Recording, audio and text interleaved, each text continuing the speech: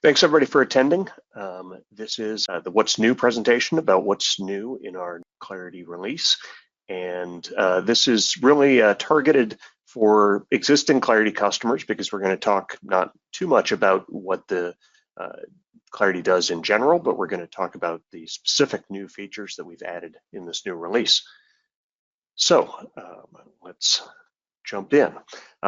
So the agenda is we'd like to just do a quick review of our release history and timeline and how we do these things, but then we'll move quickly into the features. There are a lot of features to go through in this new release that came out actually back in November. And so anybody who is a Clarity customer that's got software maintenance or is on an annual release plan, your designated contact should already have received the information of how to get Clarity 2021.1. I will cover it also at the end, but just so you know, you should already have the information. So release history, we continue to be on our 2 releases per year calendar, one in the spring that matches up with Autodesk and their particular release schedule for the new version of Revit, the new version of Revit Server, all of those kinds of things. And then we do an additional release in Clarity in the fall, or November, December now, to to add some more features and usually to match up and have something to talk about at Autodesk University, that sort of thing. So we've been doing that over time, which brings us to this new release. I also did want to talk about the solution stack for Clarity. We'll talk about the different pieces as we go through this.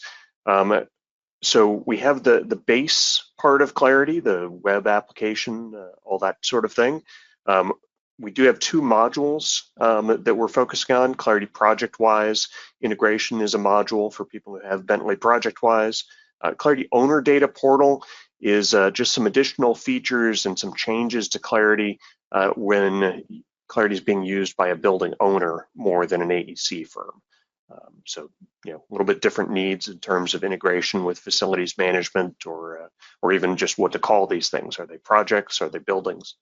That sort of thing. We still do have the Clarity security side of things. It's less and less of our focus. So we've decided to drop it from the diagram just so that we're not necessarily telling new people about it. But for anybody who's got the Clarity security module, that does continue to go forward for the foreseeable future, but with the rise of BIM 360 and the decline of Revit Server, it's just not worth keeping real estate on the diagram for it. So the Clarity 2021.1 product still supports Revit and Revit Server 2018 through 2021, and we continue to have limited support for Revit 2017 tasks by running an older task server. You can leave one of your task servers on 2020.1 and it will continue to be able to connect up to a fully updated host and be able to do those older tasks in Revit 2017. I also wanted to point out that Autodesk had kind of been stagnant on the Revit Server side of things, had not officially sanctioned running Revit Server on anything above Windows Server 2012, and so they did finally bend on that, and they now support Revit Server 2019, but the only catch is I think it's only running the latest version of Revit Server. So tricky to make that work, but at least there's some Autodesk commitment and support to keeping Revit Server moving forward, at least at a modest level. All right, so moving into what's new in Clarity 2021.1, I want to start by talking about security. This is something that inspired a lot of our release as we saw a lot of our customers as well as ourselves fighting off a lot of malware threats and that kind of thing. We really were inspired to take a hard look at how are we running Clarity and asking the questions, especially of our more security conscious sort of customers. How would you like to run Clarity? Is there anything that makes you sort of uncomfortable with Clarity? And so we really took a deep dive into how things worked. Is there anything that we should tighten up? And we came up with a number of different features for people to make use of. First and kind of simplest is the concept of a secure project. We added this in the previous release, but there wasn't really much there except for on the back-end database side of things.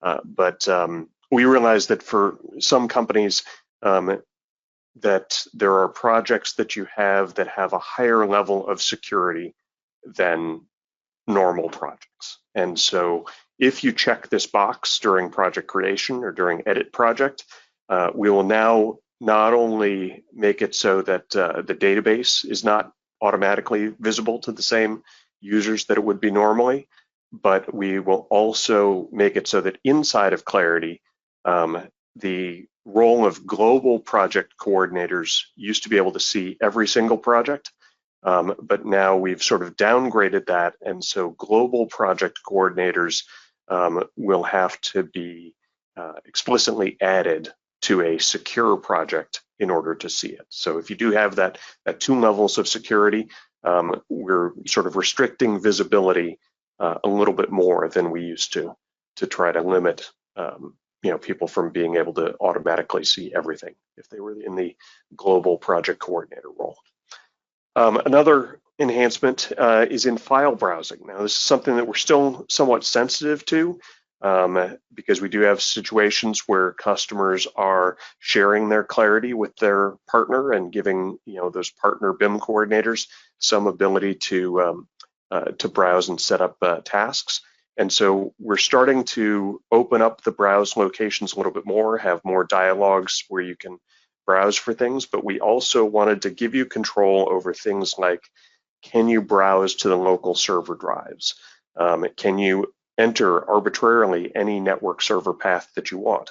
Or do you want to offer instead a predefined list of network folder locations? So, whether this is something like you call it the P drive internally, you could actually even call it the P drive here, but you'll tell us that that corresponds to this UNC path, and you can just let people start at certain named locations. So we're trying to both sort of restrict browsing to be just at the level where it makes sense, as well as trying to make it easier for people so that they don't have to remember UNC path names and that kind of thing if they're not used to it.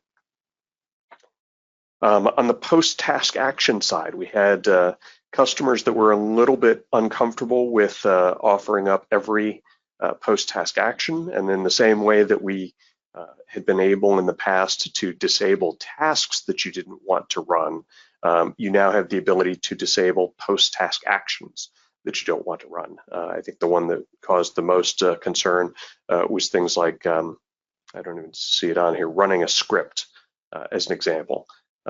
Because it's just an arbitrary script and it's executed as your Clarity service account. Companies that were very security conscious felt like that was a risk. So we can now have better control over that by letting you pick and choose what's available. We've also implemented a number of security rules, and these are things that can be set up by administrators, where you can define additional security rules by office, by project, whatever the rule is, we can come in and define the rules and apply additional security rules within your Clarity environment. Now, another thing that caused people concern, who were really security conscious, was things like Dynamo scripts, for example. The fact that you could just browse and pick any Dynamo script from anywhere that you want, and again, you're effectively executing that script as the service account, which has access to a lot of different stuff. And so this required trusted paths security setting is a little bit like the AutoCAD setting that they put in place that said, we're only going to let you run Lisp files that come from these approved corporate network locations and not just anywhere. You can't run a script just on an arbitrary location. So the required trusted paths is one piece of it. the more complicated piece of it, yeah, there's the trusted paths. And then the more complicated piece of it is running in a different user security context. And this is around both running tasks as well as running post-task actions. You can specify that in some case, whether that's in the Cleveland office or in a project that starts with with this set of characters or whatever it might be, I don't want to run as the sort of standard logged in Clarity account. I want to run as some alternate Windows user. And people could already sort of do that at the task server level, but this lets you sort of control it even within a task server and say that if you're processing a task from a secure project, from this specific secure project, I want to run as Bill instead of running as the Clarity service account. So this lets you, on the task server by rule, launch Revit as an alternate user and do the entire task as well as the post-task action as that alternate user with an alternate set of Windows credentials. So just to reiterate it, so normally your Clarity service account on a task server is running the task tray and the Windows task server. And so what's new is the ability to say, instead of just running all as one user, we have the option to to not just do it this way where we're launching it and doing it as myself, but we're launching it and doing it as an alternate user. So instead of the Clarity service account, launch Revit and execute a task as as this alternate user. So it opens up a number of capabilities. We've had some customers who want the Clarity service account to have less privilege, less access to secure projects, those kinds of things, and this opens the door for that sort of capability. And there are some cans of worms out there about BIM 360 and Revit logins and that kind of thing. We've done, I would say, a decent job at handling Revit logins and desktop connector logins and that kind of issue, as long as you're running these tasks once every 14 days at least. It doesn't seem to be a problem so far. Let's see, and so and then beyond the rules that are defined at the administrator side, we also have an option which can be enabled or disabled for task configurators, people setting up tasks, to be able to set these additional credentials, to say this one task runs with a separate set of credentials that's different from the standard. So also open as a possibility that you can opt into. So moving on, disaster recovery. We've kind of worried periodically about this, and we have had a couple customers that had to rebuild their Clarity server because it just got taken over by malware or ransomware, and we felt like there were sort of some companies that have a sort of real database IT staff that were taking care of making sure that their databases were backed up and that kind of thing, and there were customers that did not have that sort of dedicated staff to make sure that happened. So we wanted to primarily take care of the second group, and we now have an option that just will go in and on a once a week basis, it will go in and run a backup of your centralized RAND Revit database. It's got all the projects, the tasks, that kind of thing. Again, it's nothing fancy, but it's better than nothing. So hopefully that gives another measure of protection. Moving into task automation, let's talk about some of the new features that we have on that front. So the customizable launch user interface.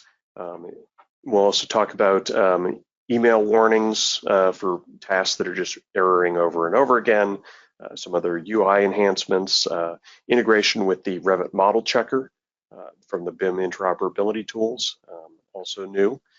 On the customizable launch user interface, we found that there were a few compelling cases for this. One was that people would have 100 sheet sets that needed to be printed, and they loved the fact that Clarity could do that. But if they just changed two things and they knew what sheets needed to be printed, it was kind of a pain that Clarity couldn't be sort of configured to do less than the full set. And in some cases, people made more tasks and set up more tasks to try to accommodate these things. But yeah, this shouldn't be necessary anymore, because we now have the ability to set for these tasks which are launchable. A task configurator can go in and say that it's okay to prompt the user for some of these task parameters that we have, like what sheet set to print, or what do you want to call the PDF file name, or that sort of thing. So you can say when this is launched by hand, either via Revit or via the Clarity web user interface, pop up an option and let people override the default behavior of what sheet set to print, or the PDF file name, or whatever you want to give them choices on, so that they can get what they want. So here you can see when you pull down in the web user interface, you get options like this. It's kind of like a subset of the task configuration, but people can go in and override the different task parameters for a particular task. And then we have something similar in the Revit user interface, where you can pick from the sheets or specific sheets that you'd like to have done. It all still gets executed by Clarity task servers in the same way. It's just giving you that choice to be able to make changes and not be locked into just one configuration for a particular task. So we hope it gives people some flexibility. So as we started to have bigger and bigger customers, I think they've gotten a little bit more into Power BI and looking at all the tasks that they're running every night, and they're seeing how many tasks are set up once by some BIM coordinator, and despite the fact that they're erroring over and over again, no one ever gets around to cleaning that up. And so that's sort of wasteful, or it's potentially getting in the way of getting more tasks done every night if it's opening up a file every time and then saying, oh, well, this doesn't have the right sheet set that you're asking for. And so doing the same thing over and over again is a little bit on the crazy side. So we have added a new monitoring service email that goes out, and every X number of days, it'll check back over the previous number of days, and are there tasks that have been run multiple times and have failed X number of times in a row? And if so, you've got options to disable it automatically, or to send a heads up email to any task coordinators on the project saying, why are we doing this over and over again if it just keeps failing? So hopefully, that's something that the system is managing for you, and not spending task server time to do the same stuff. Other things that we wanted to do, we realized that this whole user interface of task parameter and task value in two columns, it was nice and easy for developers, us, but it was really not that nice for you, the users of this. And so we have started to accommodate that and build out for different tasks a custom user interface for each task. Right now we've only got it for a few of them, but you can see in the new version the PDF task no longer looks like this. It instead looks closer to what the Revit dialog looks like for printing. So output files, file name, different options. We've got the page setup mechanism, all those kinds of things. We are making a better user interface by actually having something that's actually custom, for the different tasks. So look for us to start migrating to that over time, but the first couple are in place, and we started with PDF because that's the most popular task out there. Revit Model Checker. So for those of you who use the BIM interoperability tools Model Checker product, that can now be integrated inside of Clarity as a task. So if you've got rules that are set up, you can just schedule to have those rules run. And as output, you get both a report, but we also have integrated those measurements that are being taken as model metrics within our model metric scheme of things. So we hope that there's people that will take advantage of that. Also, another sort of key reason for this is that the Autodesk Revit model review tool that we had actually built and Autodesk purchased from us back in 2010 or something like that. They've decided that they're not moving that forward. So that product is no longer moving forward as of the Revit 2021 product. So in terms of model checking, this BIM interoperability tools model checker is well, it's not the only game in town, but it's the primary game in town from Autodesk at least. All right, moving into BIM 360. So there's a few interesting BIM 360 enhancements that we did in this release. One of which is custom attributes. So you've had the capability for a while to take custom attributes and set them up on a per folder basis inside of BIM 360. And we now have the ability, when you're pushing files up to BIM 360 through a variety of tasks or PostTask Actions, that if you would like to map data that is, for example, inside the Revit model, like in project information or in sheet information or that kind of thing, if you'd like to push that data into the custom attributes for Revit, we now have that capability to do so. It does involve a little bit of attribute mapping and saying, hey, I want to pull the Revit approved by parameter on this sheet, and when it goes in via PDF, I want to set that to be the approved by parameter inside of BIM 360 custom attributes. But it's all possible to do now if that's of interest. We even have mechanisms for people who are using both ProjectWise and BIM 360 to be able to pull data from one system that are in custom attributes, say in ProjectWise, and push things over into BIM 360 and map those ProjectWise custom attributes into corresponding BIM 360 attributes, or vice versa, BIM 360 data going over into ProjectWise. So it's all possible, and it's just a matter of setting up the attributes and how to map them. We also made an enhancement to model coordination.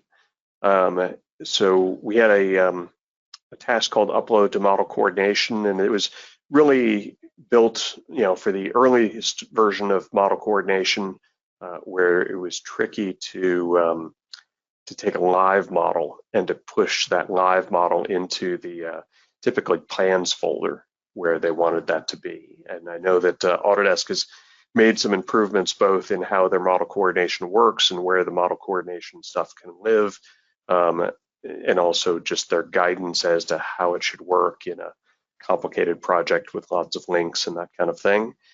And so to address some of those changes, we've made a new option for this. And that new option will basically be that if you take a live model, we will do a publish, we'll wait for the publish to complete, and then we will copy the published model into a new folder that you specify. And that matches for our various customers that are using that kind of workflow with model coordination. That's something that it seems like people are appreciating, that we can automate for you. So So moving on to reporting. So let's talk about various kinds of reporting. First, from the Clarity client, in the 2020.1 product, we added support for modeling activity tracking, how much time is being spent on each model, and that just kind of fed back, at the end of every Revit session, how much time was spent on each model, and we aggregated that.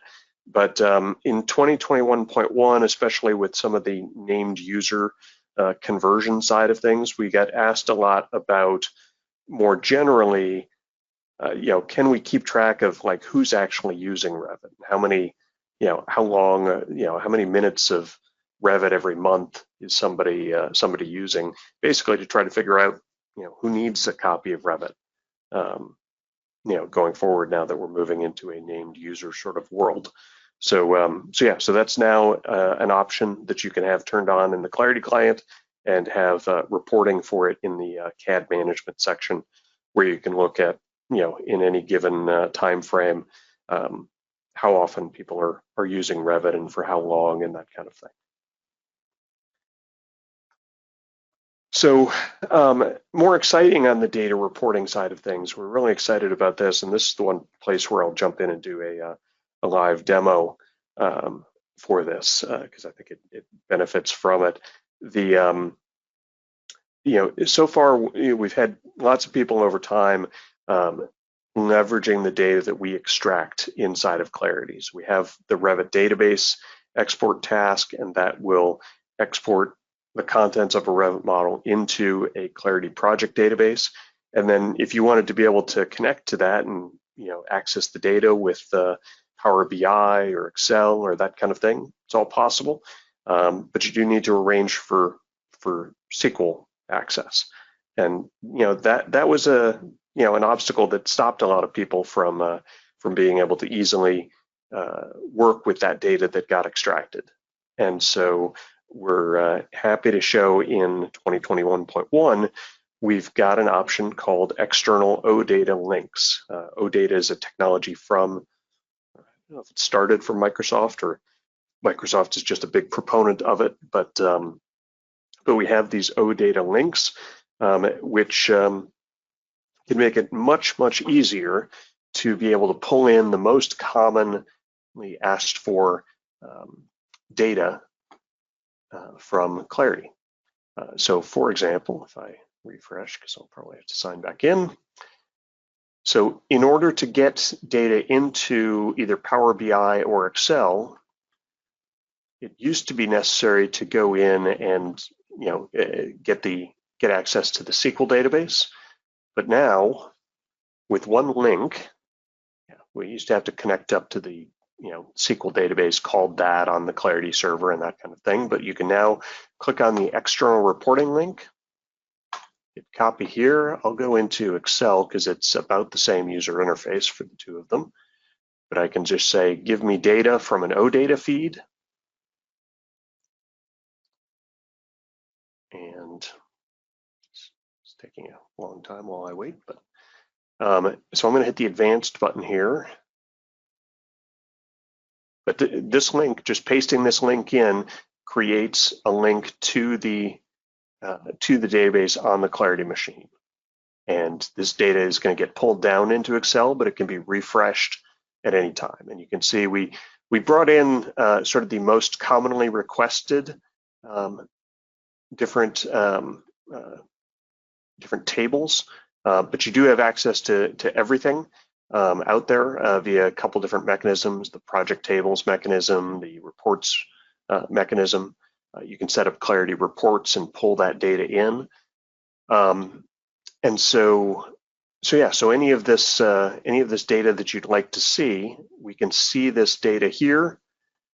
We can even go in, again, out of the box, what you get is sort of the built-in parameters for each of these things, like rooms. But if we were to go over and say, so we see finishes and occupants and that kind of thing. But if we go in and pick the more columns, we can go in and pick some of our custom shared parameters like noise rating or slab depression or those kinds of things. I'll say okay. All right, and so now we've got all of those, and that's really all it takes. Suddenly you've got all this data pulled into Excel, and all it takes is just clicking the refresh button to get the latest. So you can take it, you can slice, dice, and pivot it to your heart's content. Similarly, same thing works on the Power BI side. You just say get data and data feed. So same deal. Bringing it in. Here's an example of bringing in room data for the project into this Power BI thing. We also brought in, made it possible to bring in model metrics.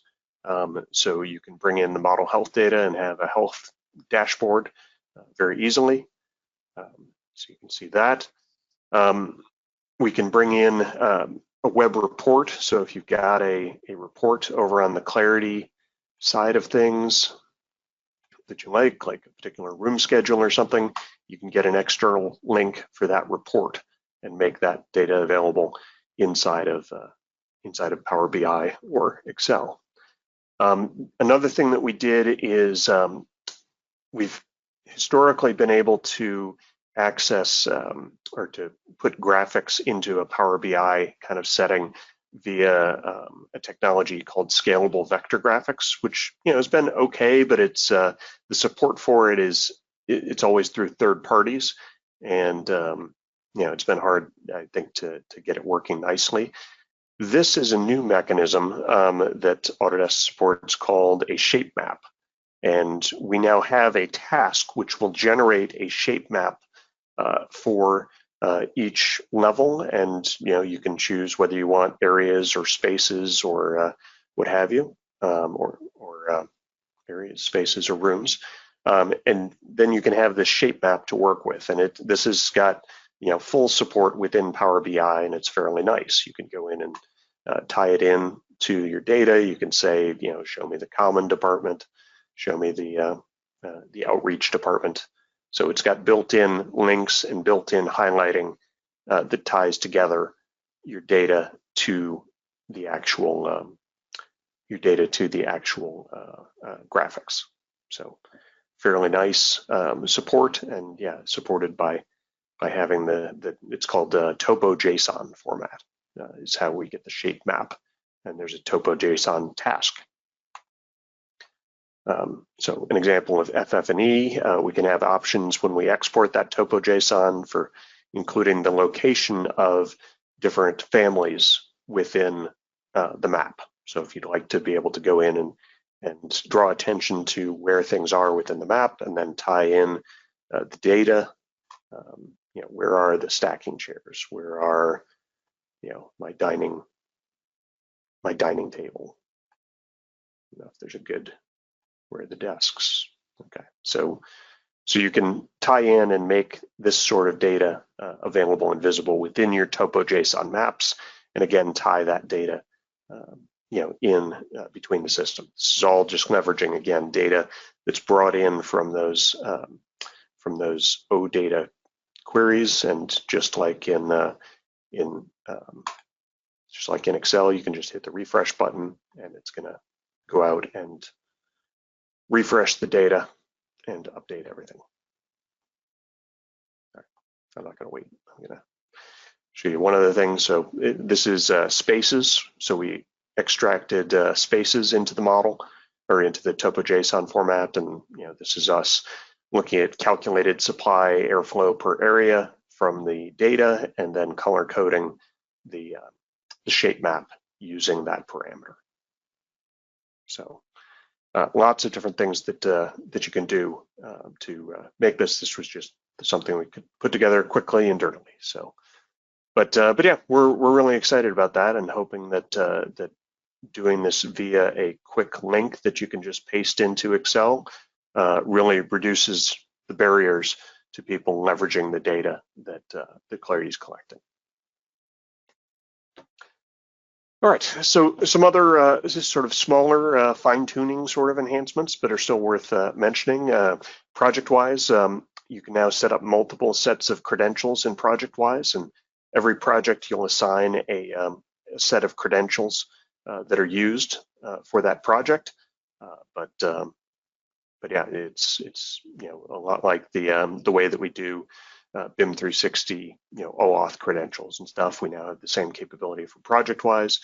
We have the ability to pull down ProjectWise metadata when we're pulling things out of ProjectWise, and we can use it, like I said, to map into BIM 360 or just have access to.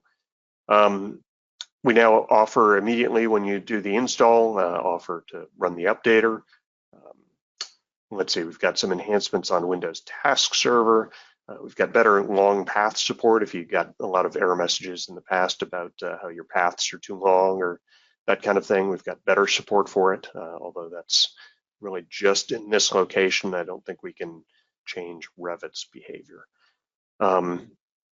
Let's see, gosh, people have complained and we have listened about how it should work when you drop a new column into a grid and then you come back later and it's gone. We think we have a better set of rules for stickiness going forward. Let's see, choose your preferred project view, tile view versus list, project numbers that are on the project assignment page, BIM track integration, which we introduced in our last release. We now have options to back up the issues as BCF files rather than in sort of the native BIM track format, so that you can more easily look at them in another tool or migrate the data to another tool. So lots of different things that that are in there.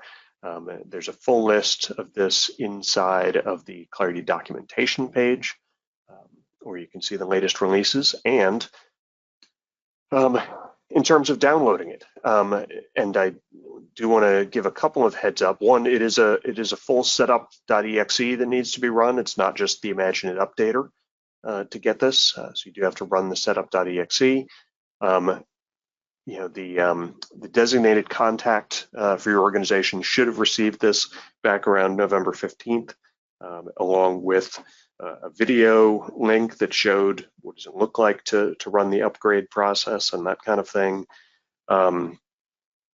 But another thing, minor heads up, we do reuse our URLs. So when you downloaded maybe 2021.0, we used the same URL. The 2021.0, if you still need to get to it, you would have to put on 2021.0 right here where my mouse is. But in order to make everybody start using the new one as quickly as possible, we just kind of swap in the links, and 2021.1 is sort of the latest 2021 version, so that's what people will get by default from here on out. But we have had a couple customers that didn't realize that we did that, and re-downloaded and wound up with a mismatched version. Let's see, but yeah, ultimately, we believe that it's possible for you guys to, upgrade this yourself. Just read the documentation or watch the example video, and and if you do feel like you do need help, coordinate some upgrade assistance with your IMAGINiT sales rep or the support department. So let us know. But that's everything, and so I thank you for listening to me, and I will switch over and we can talk about questions that might have been asked. So going back to the top, is the security side FedRAMP approved? I would say no, but I mean, for me and my knowledge of FedRAMP, we're not a hosted solution today. So I think FedRAMP would start first and foremost of where the data center is that your Clarity lives in, and is that FedRAMP approved? I suspect that if you hosted Clarity within a FedRAMP certified data center, that the Clarity would by implication be FedRAMP certified, but I am not at all an expert at that. So yeah, so I guess feel free to reach out afterwards if you know more about it than I've just managed to answer. But yeah, that's my limited thinking based on my limited knowledge. Is there a permissions setting related to the OData, new feed, new role? So right now there is not, other than, well, I believe it's only project coordinators or higher that have access to that link to get the OData feed. So you have to be a project coordinator to get it, and then once you have it, there's no restriction on use of it. So you know, I am curious to get that kind of feedback if people feel like that's you know, open enough or too open, that kind of thing. So yeah, so only project coordinators have the access. With the OData, oh, and it does actually fall into the same external links concept, where if I go over to server for a moment, on the authentication side and external links, you can see you can see whether people have set up a project database, you know, so like this indicates that someone has generated the link for this project, and we can see who did it and when they created it, and you do as an administrator have the ability to revoke it. So we could delete that, and this link would no longer be any good. So that is the one bit of control that you have. With OData, okay, so next question. With OData feeds, can property data changes be made to and returned to Revit? No, this is currently one directional. You know, so we do have an API that would let you push changes back to Revit, but the OData side of things is just consuming what the current state of your Revit data is. So, but it is something that if people use it, then we're happy to look at expanding it in the future. Next question, is this new task shape map, or is this in the metrics? So I'm not sure if so the task to make this, and this is the shape map thing, if we look at it, the shape, so this is an actual JSON file that needs to be referenced into your Power BI. So we have a new task called topo.json that will export these JSON files out, and then you can pull them into to Power BI. So yeah, so it's a new task that makes these files that you can then drop in. I hope that answers the question. Next question, is this data only visible within something like Power BI, any access within Clarity directly? So all of this data, I would say that we've got all this data available already inside of Clarity. We've got reports to access anything that you wanted here. The reports have the diagram. So this is scalable vector graphics, which is conceptually like the topo.json, but yeah, so I would say that we've got this kind of data available in a variety of different ways inside of the Clarity web user interface. You can see the key plan and jump to this room's data sheet and that kind of thing. So yeah, so this is the way that it's available inside of Clarity with lots of customizations. But yeah, what we wanted to provide was people seem to really like having their own dashboards or their own ability to slice and dice the data and keep it up to date in Excel, for example. So let's see, shape map in Power BI. It's the next question. What is the actual name of the app source?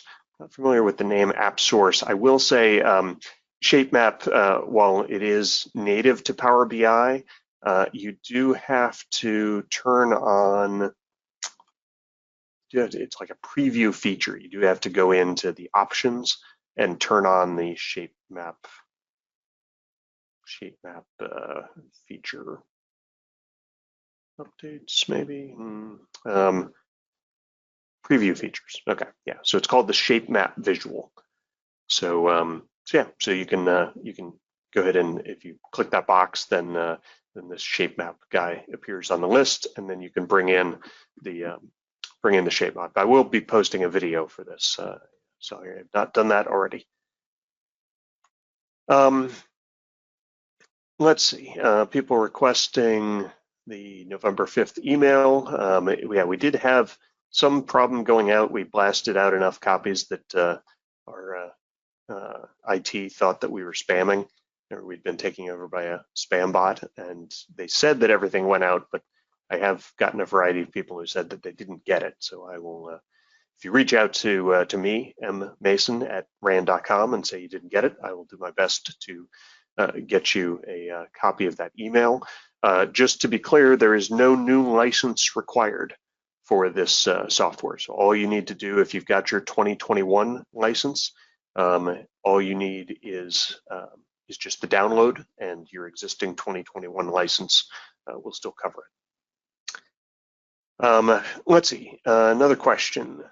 Is there a way to use the data from DB export task outside of Clarity? Can we import the data into Excel and Power BI? Yes, absolutely. That's really what we've been showing you here. That that data, which normally goes into a database, and that database is normally in inside of looks something like this. It's, I don't even know, I'm going to the wrong place here, but yeah, so this, it normally, looks like something inside of SQL. You have always been able to connect to this with Power BI just by saying, or by Excel, just by saying get data from SQL Server.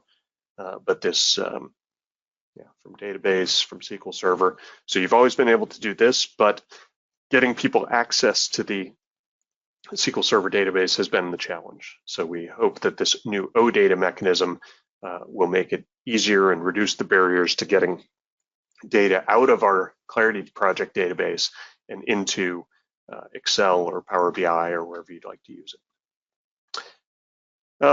Let's see, can we get the slides? Yes, I'm happy to send the slides. Just send me an email, mmason@rand.com, and you who put it in the questions, I know who you are. So let's see, has the timing out of task servers with BIM 316 logins been addressed in the past? I've had to log in every 5 to 7 days to log the task servers back in. I would say that it's too bad that this is a one-way communication. So we could take a poll or something like that, but my belief, based on the support cases that I've been involved with, is that a lot of the problems had to do with mismatched versions of BIM 360 desktop connector and a component called Autodesk ADSSO. That's the single sign-on, not your own sort of single sign-on for your company, but the single sign-on of all products into Autodesk with the Autodesk credentials. Way back when, before Desktop Connector started getting involved with this, it was always a 14-day. It was just religiously a 14-day timeout. Then Desktop Connector came along, and Desktop Connector, when properly installed, this is mostly, I think, last year, Desktop Connector would just seamlessly extend that 14 days, once per day. It would just, Desktop Connector behind the scenes would extend you out by another day on your 14, and it would just constantly keep you, logged in and extended. Around November of last year, that capability got broken, and that had something to do with both Desktop Connector and the ADSSO component. It's my impression that by May or June of this year, they had worked out the issues. And so if you are now in a situation where you've got fully updated fully updated desktop connector and fully updated ADSSO component on your task server, and you're having this kind of problem, then definitely reach out to support, and we'll see if there's something else going on. But it's somewhat out of our control, and the best advice we can give is keep those two components like up to date and in sync with each other in terms of how they work, and then it seems to work perfectly. But it's a little on the fragile side, we understand. Let's see. Next question. How can we tell who gets the emails for the 2021.1 upgrade? Well, you can't. You can always ask support@rand.com. It's whoever the designated contact is. In a lot of cases, it's the person who was tied to the actual sales order when the company purchased it. But call in to support@rand.com, or the support number, which is 888-528-4765. And I think they'll let you change it to somebody else. But by default, it's, I think, whoever was on the sales order when your company first bought it. All right, I think that's all of the open questions. Thank you, everybody.